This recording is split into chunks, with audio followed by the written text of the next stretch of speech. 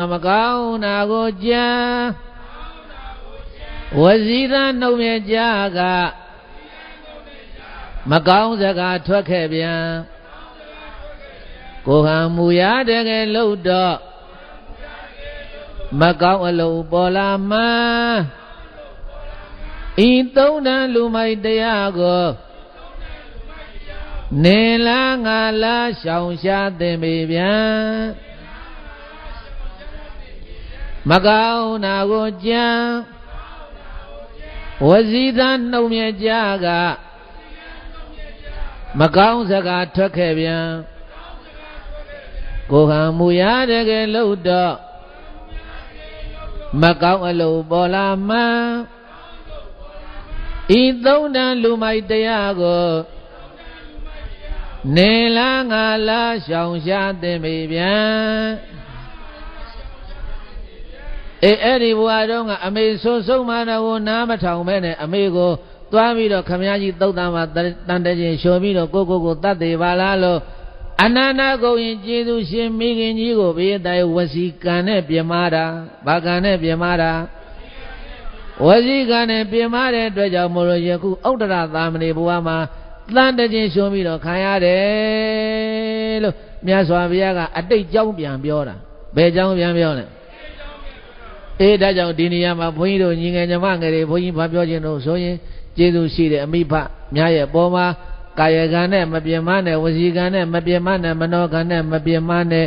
မိဘတွေကိုပြင်းမရင်ဘေး10ပါးသင်တတ်တယ်ဘေးဘယ်နှပါလဲဒံ10ပါးထိုက်တယ်လို့လေခေါ်တယ်တဲ့ကြီးမားဝေဒနာခံစားလို့ကြီးမားဝေဒနာခံစားလို့နုနာများလဲဆွဲတတ်တယ်ဘေး10ပါးသင်တဲ့နေရာမိဘစော်ကားတဲ့ပုဂ္ဂိုလ်ကလေသင်္ကန်းကြီးအကြီးကျယ်ဝေဒနာခံစားတတ်တယ်နုနာယောဂဖြစ်တတ်တယ်တဲ့ဈေးကုလို့မပြောက်တဲ့အနာယောဂတွေဖြစ်တတ်တယ်မိုးချိုးပြခံရတတ်တယ်လောင်မိကြခံရတတ်တယ်စီဝဥစ္စာတွေပြတ်တယ်ဈေးကုလို့မရတဲ့အနာယောဂကြီးတွေနဲ့ဖြစ်ပြီးတော့သေရတတ်တယ်ဒါကြောင့်ကျေးဇူးရှိတဲ့ပုဂ္ဂိုလ်တွေပေါ်မှာကာယကံဝစီကံမနောကံတွေနဲ့ဘာမှမပြင်းမနဲ့အဲ့ဒါမြတ်စွာဘုရားကဥဒ္ဒရသာမဏေအတိတ်ဇာကြောင့်ကိုပြန်ပြောင်းပြီးတော့ခေါ်ပြတော့ကြောက်လိုက်ကြတာတဲ့ရာဇယောမြို့သူမြို့သားတွေအမေတွေဖေတွေကလည်းကလေးတွေလက်တုပ်ပြီးတော့ပြောနင်တို့ကြားလားဟိုမှာကျန်းနင်တို့မျက်စိနဲ့တွေ့လားဟိုမှာတန်တခြင်းရှိုးရအဲ့ဒါမိဘကိုဝစီကံနဲ့စော်ကားတဲ့ကံကျေးသားလေးကိုတမယောနဲ့ထိုးပြီးတော့လှုပ်ခဲ့တဲ့အကုသိုလ်ကံရင်ကောင်လေးတွေကိုဒုတ်ချွန်ကလေးနဲ့ထိုးပြီးတော့တတ်ခဲ့တဲ့အကုသိုလ်ကံပြေးလို့မလွတ်ဘူးပြေးတိုင်းလွတ်သလား